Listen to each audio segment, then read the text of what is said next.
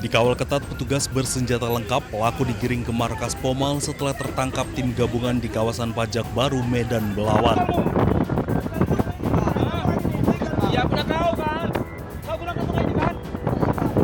Dalam penangkapan ini, petugas menyita sepucuk senapan angin yang diduga digunakan pelaku untuk mengancam dan membegal korban. Pelaku diduga beraksi bersama dua rekannya yang kini masih dalam pengejaran. Menurut polisi, pelaku sudah berulang kali dilaporkan warga terkait aksi pembegalan dan tawuran. Dalam pemeriksaan, pelaku mengaku membegal warga secara acak dan hasilnya untuk membeli narkotika. Usai diperiksa, pelaku ditahan di Polres Pelabuhan Belawan dan dijerat dengan pasal tindak pidana pencurian dengan kekerasan dengan ancaman kurungan di atas 5 tahun. Dari Medan, Sumatera Utara, Yuda Bahar, iNews melaporkan.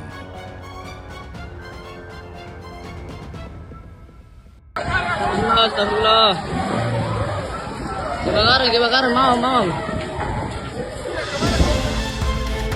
Peristiwa kebakaran di asrama militer Rindam 14 Hasanuddin di Kecamatan Somba Opu, Goa, Sulawesi Selatan terjadi sekitar pukul 13.55 waktu Indonesia Tengah.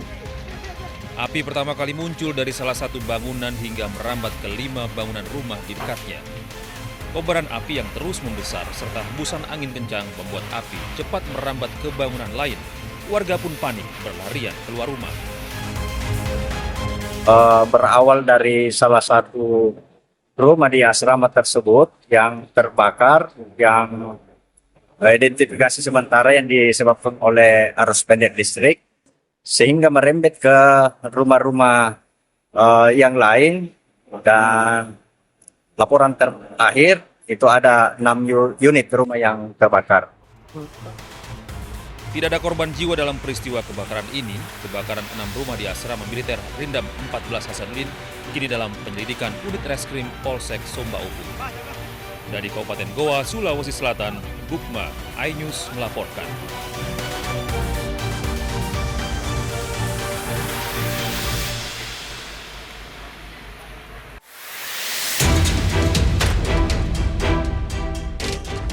Dengan kedua tangan di borgol, kakek GT 65 tahun, warga Semanu Gunung Kidul dan rekannya SH 50 tahun ditangkap polisi. Kedua pelaku diduga terlibat pencurian dan penadah belasan sepeda curian di Sleman hingga Bantul, Yogyakarta. Pelaku seorang residivis 3 kali keluar masuk lembaga pemasyarakatan mencari sepeda di depan kos atau rumah secara acak. Petugas kemudian mengamankan pencuri dan penadah ke Polsek Berbah, menyita 14 unit sepeda seharga puluhan juta rupiah per unitnya yang hendak dijual pelaku secara offline dengan harga murah.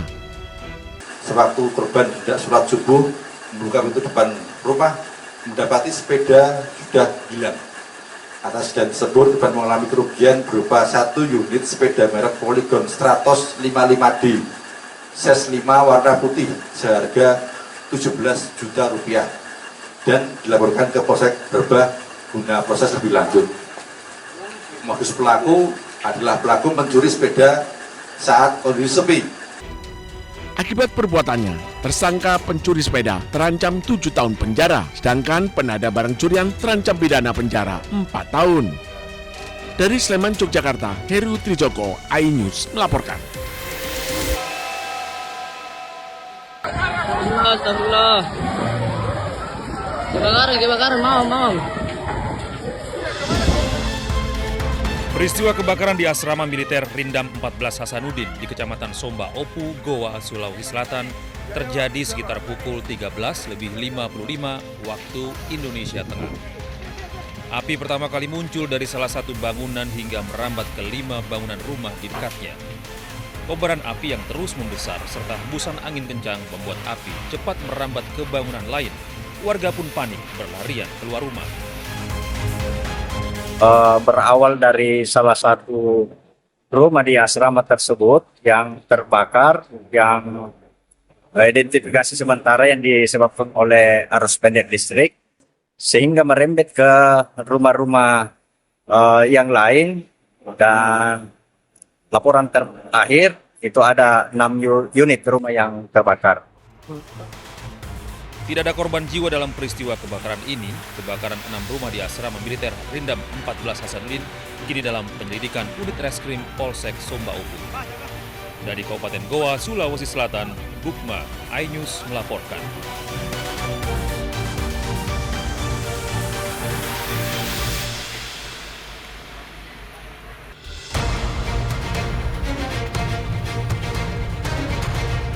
Bak kotak Pandora yang terbuka, tersangka korupsi MBG bertambah lagi.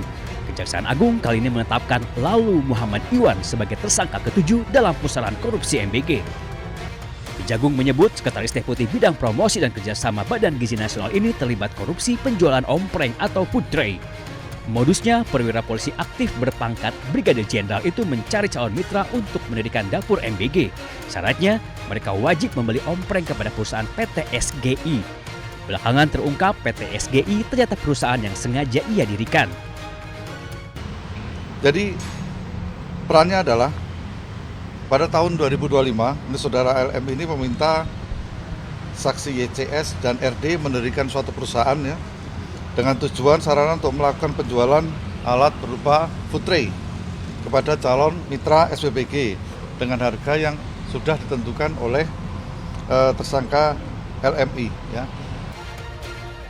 Walaupun sudah menetapkan 7 orang tersangka, Ketua Masyarakat Anti Korupsi Boyamin Saiman menyebut jumlah tersangka korupsi MBG kemungkinan akan bertambah. Boyamin juga mendesak Kejagung tidak hanya menetapkan tersangka, tetapi juga harus bisa mengembalikan kerugian uang negara. Jadi ini masih banyak yang harus jadi tersangka, karena banyak yang dimanipulasi, banyak yang dikorupsi. Mulai dari titik dapur, pengadaan motor listrik, ompreng, mungkin CCTV, mungkin diduga juga terkait dengan pengadaan pakaian, pengadaan tablet, segala macam. Itu sudah seharusnya Kejaksaan Agung menyasar semua yang terlibat dalam korupsi MBG dan BGN. Karena apapun ya, untuk pertama tujuan utamanya adalah pengembalian kerugian negara. Karena kalau tidak disasar nanti pengembalian kerugian negara akan minim. Penetapan Lalu Muhammad Iwan menambah jumlah petinggi Badan Gizi Nasional yang menjadi tersangka pencuri uang MBG. Sebelumnya, Kejagung sudah lebih dulu menangkap Ketua BGN Dedan Hindayana dan 2 wakilnya, Sony Sonjaya dan Lodewijk Kusum.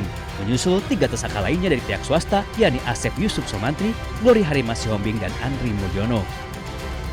Tim Liputan iNews melaporkan.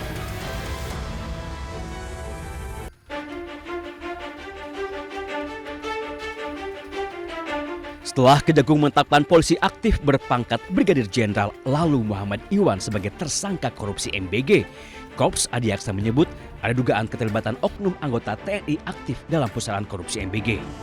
Kejagung menyebut oknum TNI berpangkat kolonel itu berinisial BU.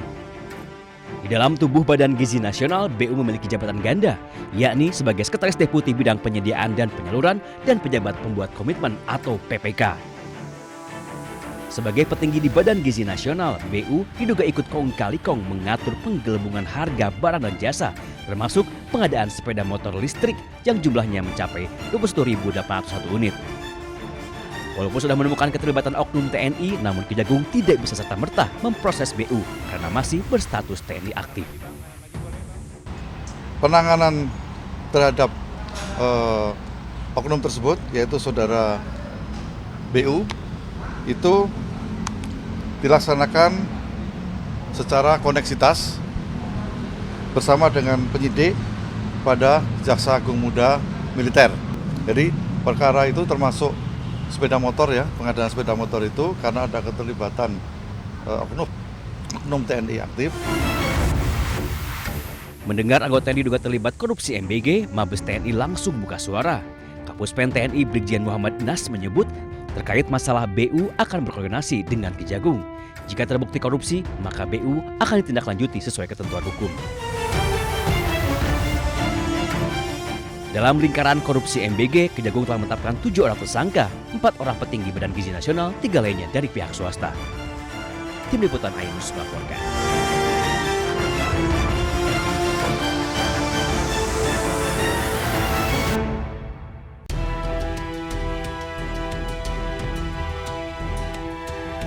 Satu orang polisi aktif berpangkat Brigadir Jenderal disebut Kejagung sebagai tersangka korupsi MBG. Ia adalah Brigjen Pol Lalu Muhammad Iwan Mahardan. Iwan terlibat dalam proses jual beli food tray atau ompreng yang ternyata menyalahi aturan. Istana angkat suara. Kepala Badan Komunikasi Pemerintahan Muhammad Kodari menyebut walaupun berpangkat jenderal, namun proses hukum terhadap Iwan harus tetap berjalan tanpa pandang bulu. Kodari juga menyerahkan seluruh proses hukum kepada Kejagung. Kalau bicara aspek hukum, tentu semua harus kembali kepada aparat penegak hukum. Dan yang sedang memproses sekarang adalah kejaksaan.